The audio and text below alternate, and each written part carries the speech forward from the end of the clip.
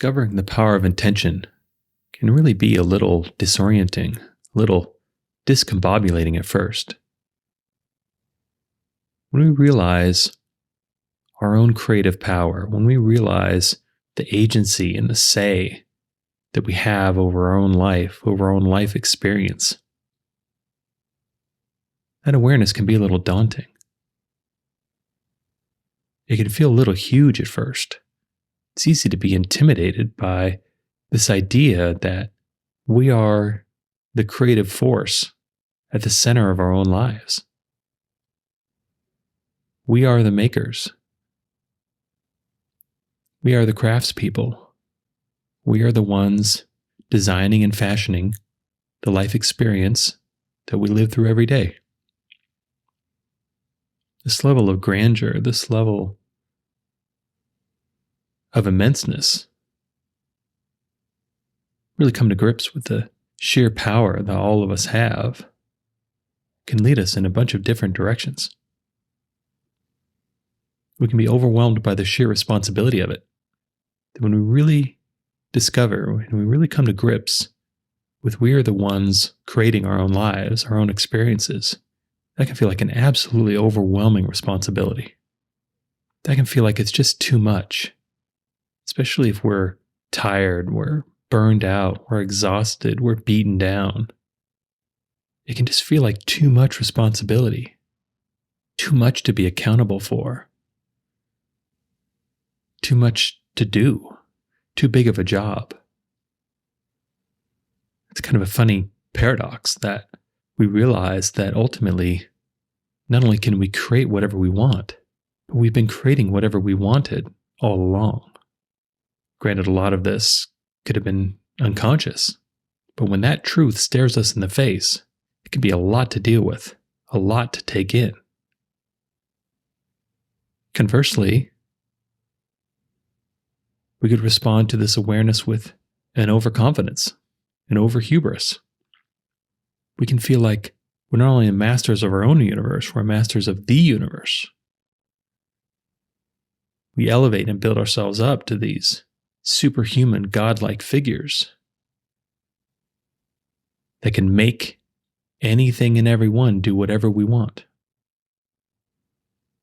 We can let this hubris inflate us.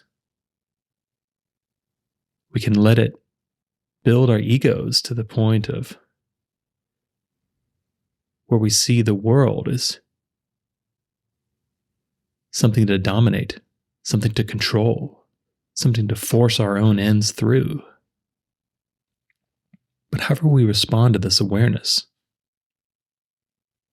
it's really important to apply awareness itself to what part of us is grabbing on to this information, what part of us is rising up to seize this awareness for its own ends. If we feel intimidated, if we feel further exhausted, further depleted from this level of responsibility, well, then that's the part of us that needs attention. If we respond to this with an overdeveloped sense of self-confidence, an overdeveloped sense of power, of hubris, then that's a part of us that needs attention as well. It's really interesting to observe ourselves when we encounter these very powerful, very fundamental truths and see which part of us rises to respond. Which part of us becomes active, which part of us becomes dominant over the rest. Do we use this awareness for the seeking and growing of our own personal power, our own self-centered accumulation and achievement? Or do we find this awareness overwhelming? Do we find this awareness actually makes us smaller? Makes us want to retreat, makes us want to deny the fundamental truth that we've encountered? The most important thing in this awareness of being aware of which part of us rises up to grab these fundamental truths can not only tell us which part of us really needs attention right now, but can also really illustrate exactly where we are in our overall journey. Because I believe the thing we're all looking for is, of course, we want answers. Of course, we want clarity. Of course, we want a sense of agency, a sense of freedom, a sense of liberation to live the lives we really want to. These awarenesses can be clouded by our own imbalances, our own unmet needs. But when we encounter something as powerful as the realization of the role intention plays in our lives, the way intention is played out through our lives thus far, the way intention is playing out in our lives right now, it's really important to be aware and be honest with how do we use this sort of information? What do we do with it? How do we put it to work?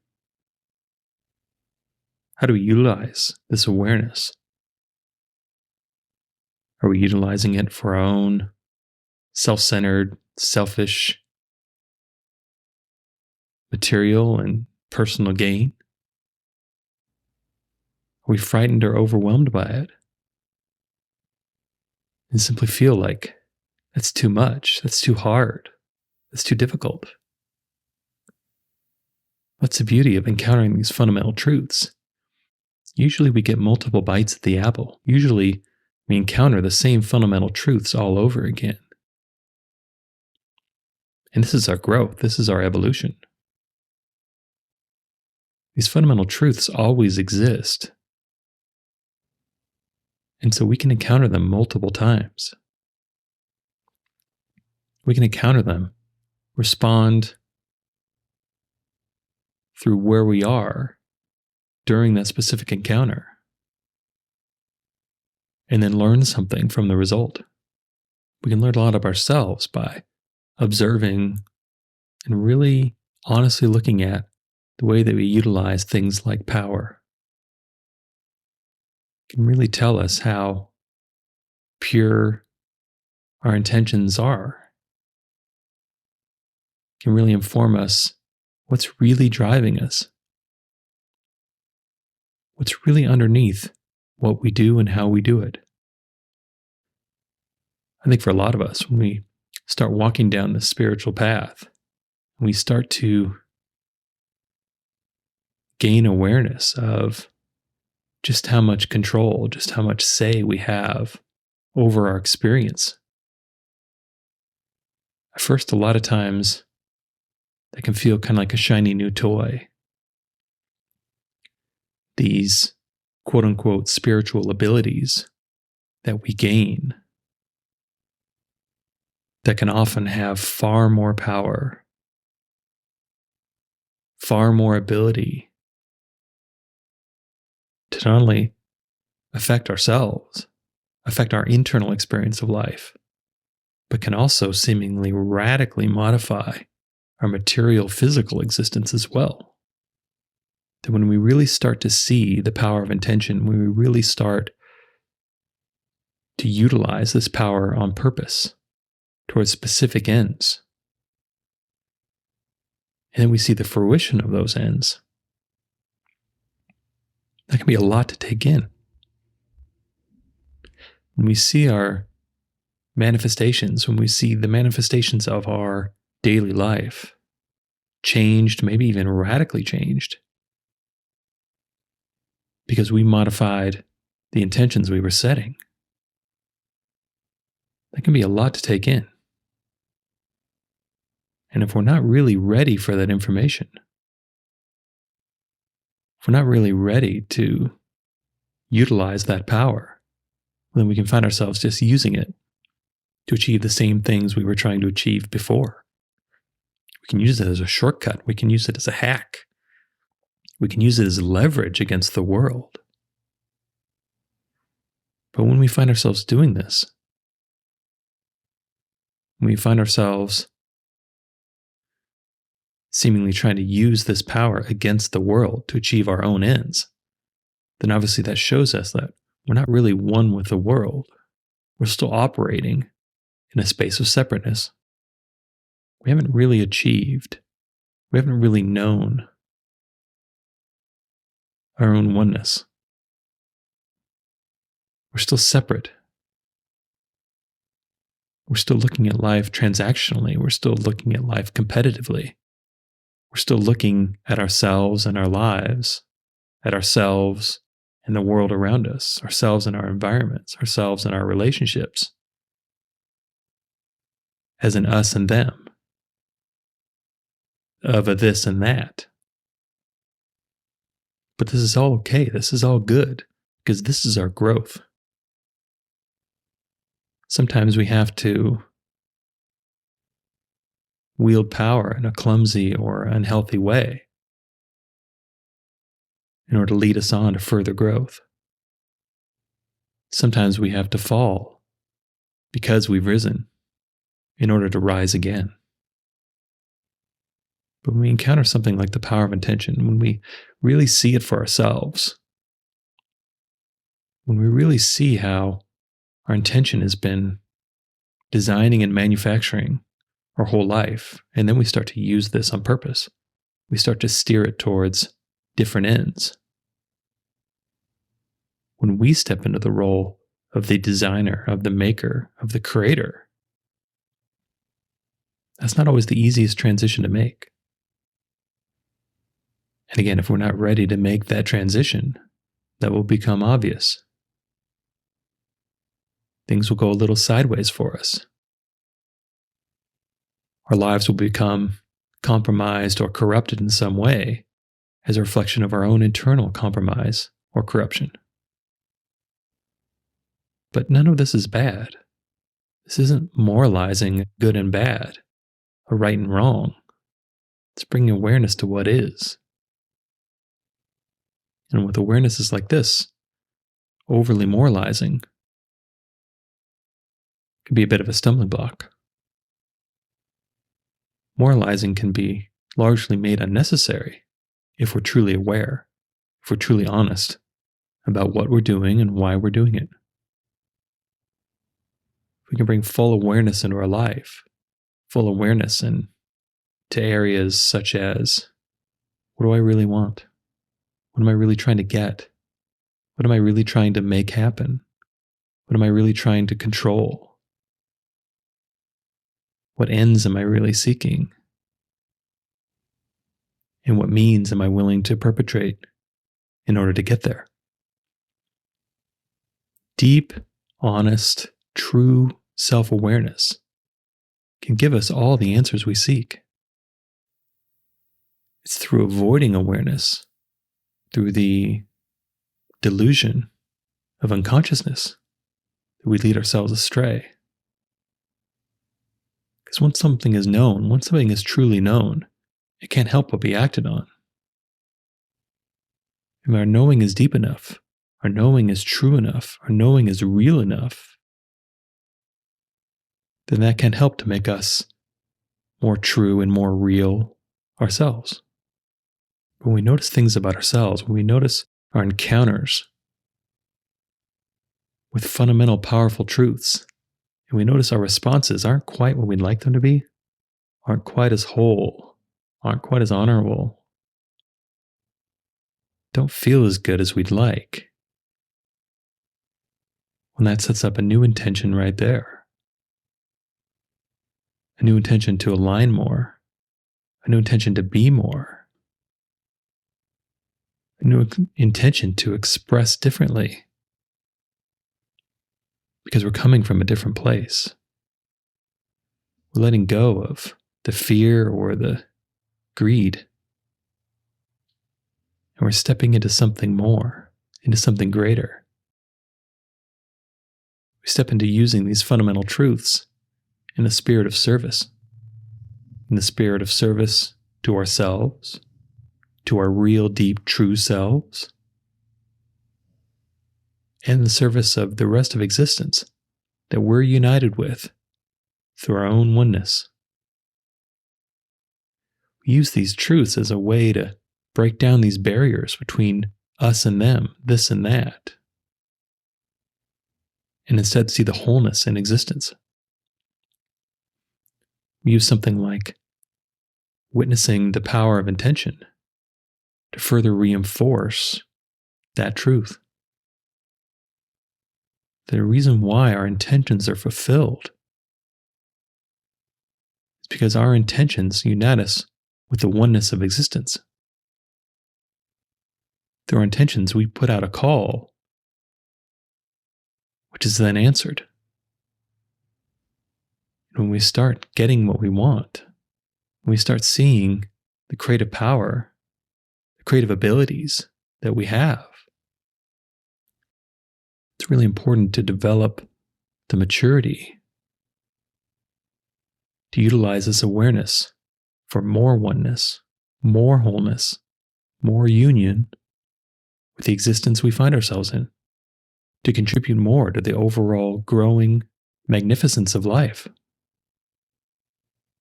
To use our intention both for the benefit of ourselves as well as the benefit of others, equally. To utilize intention in the spirit of balance, in the spirit of contribution and consumption, but held equally. And so if we haven't really encountered this power, if we still really haven't fully ascertained and accepted our own power in our lives, our own creative power, well, now's a good time to start, to try. We can do it on a day-by-day basis. We can realize that every new day tends to carry through the intention of the prior. And we realize that we can step in and make modifications. We can change our intentions that we're carrying forward into every new day. Then we can change and affect the overall trajectory of our life. We can change and affect our experience on a daily basis. One of the easiest ways to spot this is the state that we go to sleep in. At the end of our day, what are we carrying forward? What load are we carrying that we're going to deposit into the next day to carry further? Are we positive? Are we hopeful? Are we looking forward to the next day with anticipation? Or instead, are we feeling some sort of trepidation, some sort of fear, some sort of dread? Every day of our life is connected. One of the best points of modification that we have is in the connective tissue between days, is in our time of rest. Our days tend to begin with the same energy, with the same spirit the prior was ended in. So if we're new to intention, or if we're new to approaching intention from a sense of wholeness and connection and service, we want to utilize our intention for what feel like bigger ideas, deeper ideas, something more fulfilling and rewarding than just our own transactional or material gain. That we can use this opportunity that we have every single day, at the end of our day, to create something different. We can go to sleep with clear intent of what we want to experience next. And then find, often quite reliably, that those intentions are paid off. And then take that a step further. Realize those intentions have always been paying off. Realize that we tend to get what we expect. And especially from an unconscious state, our intentions are typically crafted from our expectations. We've all experienced it, right? That something happens to us. And oftentimes we feel, I knew it. I knew that would happen. Sometimes it's with something good, sometimes it's with something bad. But especially over a long time frame, we're very rarely surprised. Sure, things can come up with a short term that just seem out of left field. But over a longer term, if we're really paying attention to our lives and ourselves and the trends that play out, less and less really becomes that surprising. It all makes a lot more sense. But the thing about our lives, the things about these long trends, is that they're built day by day. Every journey is a series of steps. And our access point to creating change is in the next one, the next step. So at the end of every day, that's an opportunity to craft a new day.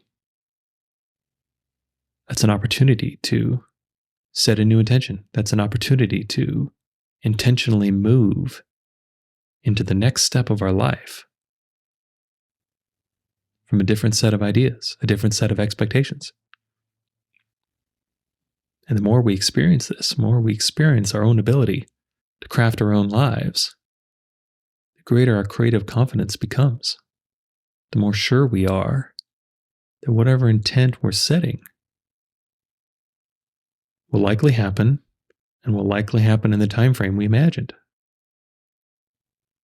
But if it's not, if our intentions seem frustrated, if our intentions seem incomplete and unrequited, then that's an opportunity for more self-awareness. It's usually an indication of some sort of counteracting belief. We can't really intend for ourselves, we can't really expect for ourselves things we don't actually believe. Again, this is creating a split. This is creating a separateness. This is creating two selves. One self that wants something, and one self that doesn't really believe we can have it, doesn't really believe we deserve it, doesn't really believe it's available to us. And if what we're seeking really isn't all that noble, isn't really all that good, is really more something we have to keep a secret, well, maybe that part of us is telling us something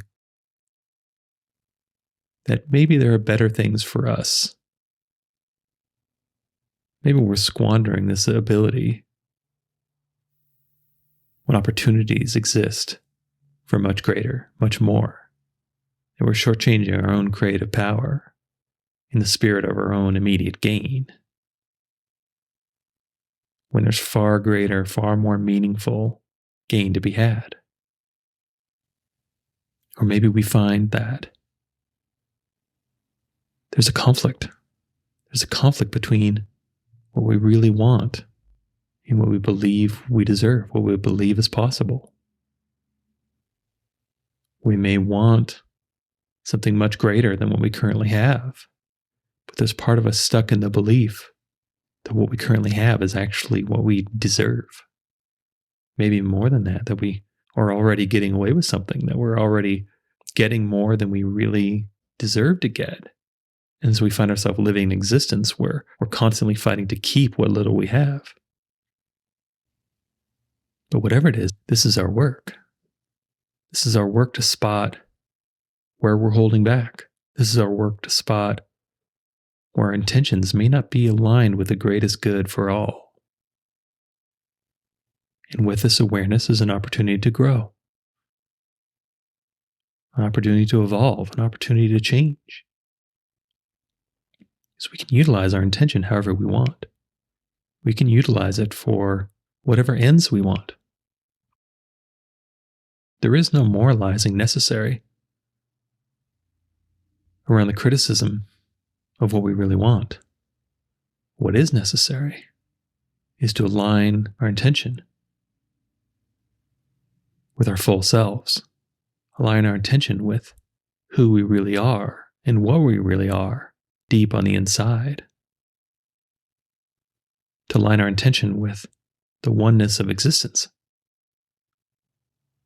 to align our intention that ends up being the most pure expression of who we really are on the inside, what we're really made out of. Past our appetites, past our egocentric wants, past all of the base desires that exist within us, to something more full, more complete, more nourishing, more sustaining. And we can work at this alignment. We can try. If there's something blocking us, if there's some reason why our intents seem to be focused in things that either we feel we don't really want or aren't really us, well, we can work towards that. We can sit with that information. We can use that awareness to create the space for new awarenesses. We can spot our own fear. We can spot our own pain. We can spot parts of us that need to heal, that need some attention, that need to be reintegrated, that need to be brought back in to our own wholeness. We need to be able to spot our own separateness from the flow of life, from the animating spiritual energy that flows through all of us. And we can do it. We can start small if that feels comfortable to us. All of our intents don't have to be big, grand desires or achievements. Because ultimately, what do we have these grand desires, these big achievements for? I'd make the argument, well, it's to feel better. To feel better than we do now. But the thing about feeling better is it can come from infinite different sources. We don't have to have some grand achievement. We don't have to have some huge, broad, sweeping change blow through our life. We can access any feeling from any circumstance. Doesn't mean it's easy. Definitely doesn't mean it's automatic. Definitely doesn't mean it's lasting. Because our circumstances do have an effect on us. That's real. But we do have the access to any feeling in any circumstance. And we can use that access, we can use that experience to create change. I think it's really easy to get lost in the idea that we can manufacture our own feelings and miss the fact that our environment and our circumstances are manufacturing feelings as well. That yes, we can get underneath this and experience moments of any feeling we want. But further contribution from our environment and our circumstances is coming. Life isn't all an inside job. Life is a harmony between the inside and the outside. But it's through these moments of positive feeling during negative circumstances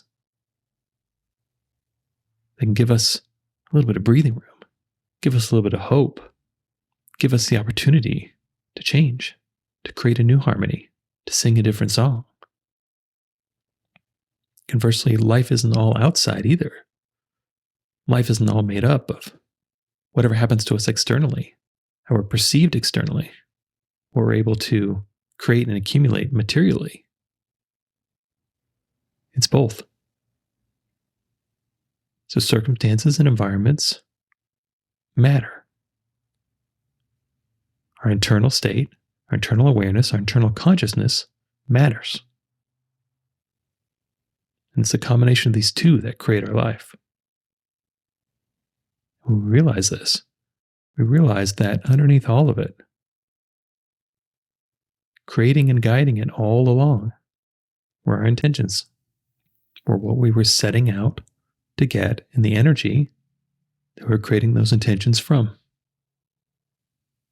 And if we want to change those intentions, if we want to harness the power of intention to create something greater, create something better, create something that feels better, feels more positive, feels more whole, feels more nourishing, then we can use that power every day, one day at a time. We can go to sleep building our intentions for the next day. And maybe those intentions are something as simple as, I want to feel good. I want to be happy. I want to be calm. I want to be peaceful. I want some joy. I want some interest and some passion in my own life. And that's enough. And we can be as specific as we want to. I find over time, just focusing on these feelings, the specifics tend to arise on their own. I also find that it isn't the grand achievements, it isn't the display of incredible creative power that's the most satisfying. It's actually found a lot more subtle, a lot smaller things. Going into the next day with a sense of positivity, going into the next day with a sense of hope, a sense of eager anticipation. It's the energy shift that I'm going for. And by setting a different intention, I'm creating a different initial energy for the energy of life to match and respond to. I'm going into a day from a different place, and I find my experience modified because of that. And when I get in touch with this deep, true part of myself, I get access to this subtle yet sublime new feeling of being able to set intentions aligned with that part of me and feeling that part of me light up. To me, it feels pretty deep in my core. I can feel it the most strongly in my solar plexus or stomach area, but it reaches up to the heart as well. And it feels like a warm glow. It feels like a light bulb on a dimmer switch lighting up. I can feel the energy radiating from it. I can feel the glow. I can feel the light. I can feel the vibration. And it feels good to intend from this place, because this feels like it's actually me. This feels like what I actually am. This feels like what I actually come from. This feels like what I'll actually return to. And when I connect with this place, when I set intentions based on what seems to light this part of me up, the more I do it, the more this seems to fill me, the more it seems to spread. The other things that tends to happen is this really subtle, partial smile. Oftentimes you can see it on statues of the Buddha. Not this solemn, dour look, but not this expressive, expansive, laughing expression either. Just this little subtle smile, this little subtle twinkle, this little slow drip of joy that seems to be created and sustained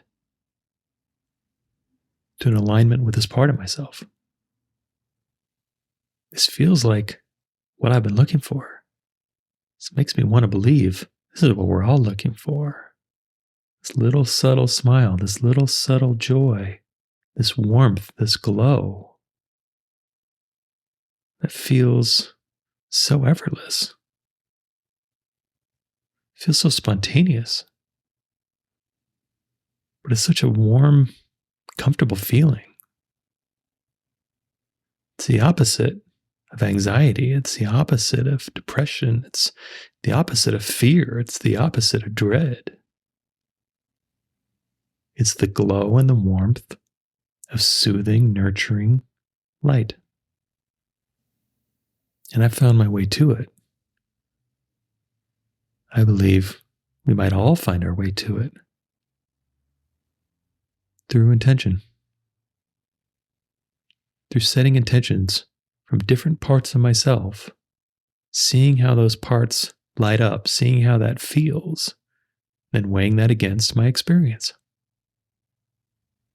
And personally, I've just found intentions based on and filtered through the more base, the more basic, the more superficial, the more self-centered parts of myself. Don't feel like this. Don't glow like this. Don't nurture like this. Don't feel as free. Don't feel as open. Don't feel as comfortable. Don't feel as real. But that's all of our choice. We get to choose which part of ourselves we set intentions from. And based on that choice, we choose which part of ourselves we express. And based on that choice, we choose the reflection in our experience. that once we descend to this level, it all feels so simple. It all feels so clear. The myriad complexities of walking through life, trying to get this or that, trying to control for this or that, trying to make this happen and prevent that from happening, has kind of seemed to fall away. Thinking of life as our histories, as well as our 5 to 10 year plans and our goals and all the things that have happened to us and all the things that we want to happen to us, it seems to get a lot more simple, a lot more basic. And it seems to me that this internal, warm, glowing part of ourselves is who we really are, and intentions drawn from who we really are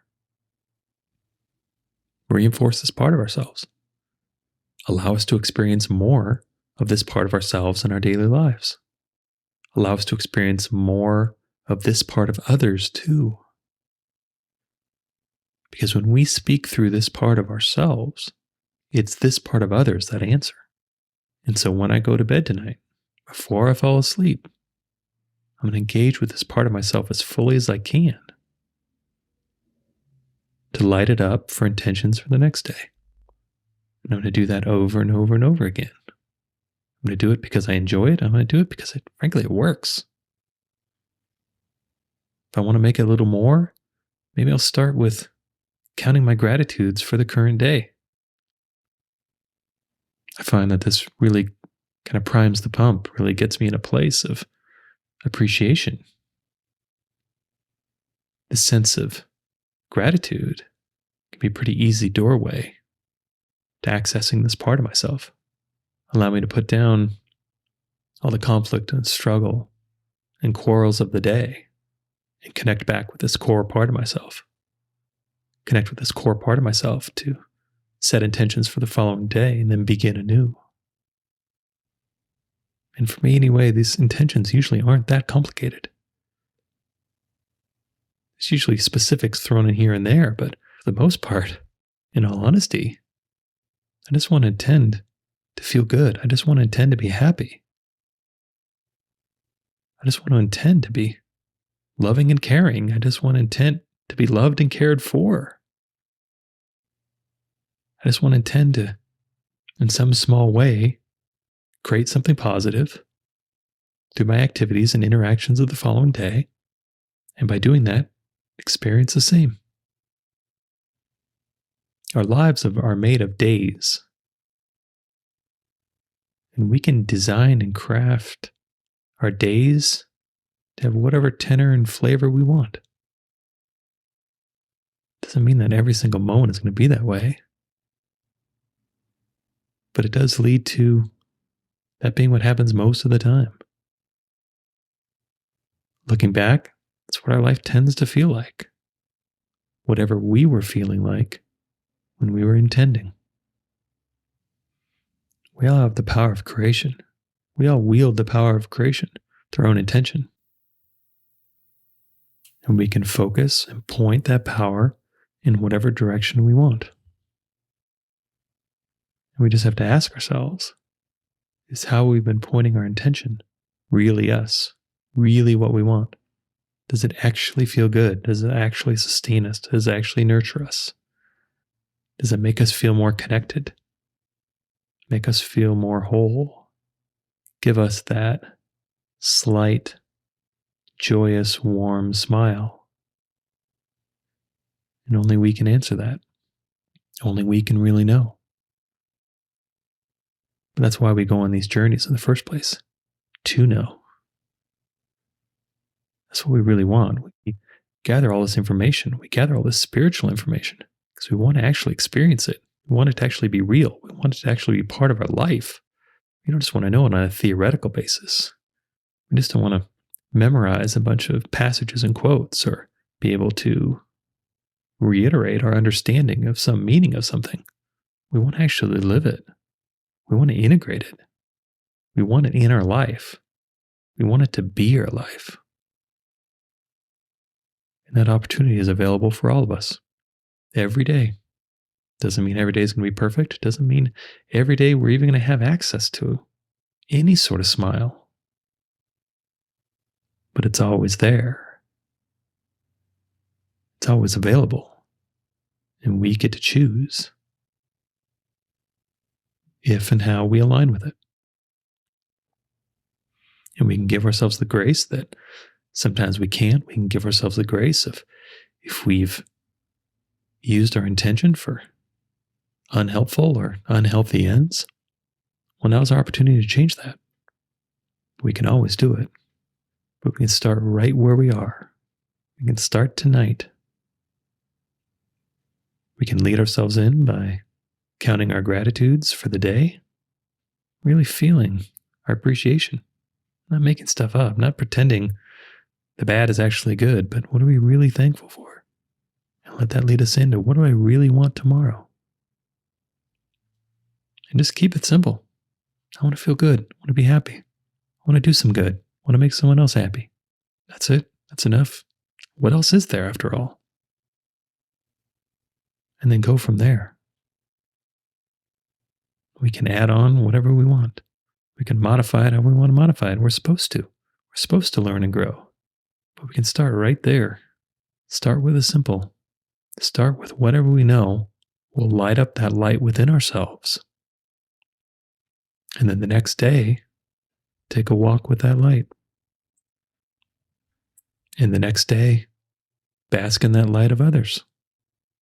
And keep going on day by day, learning and growing, expressing more of this part of ourselves, letting it grow and become a bigger part of us, a bigger part of our expression, a bigger part of who and what we know ourselves to be. And then just keep going. Keep walking.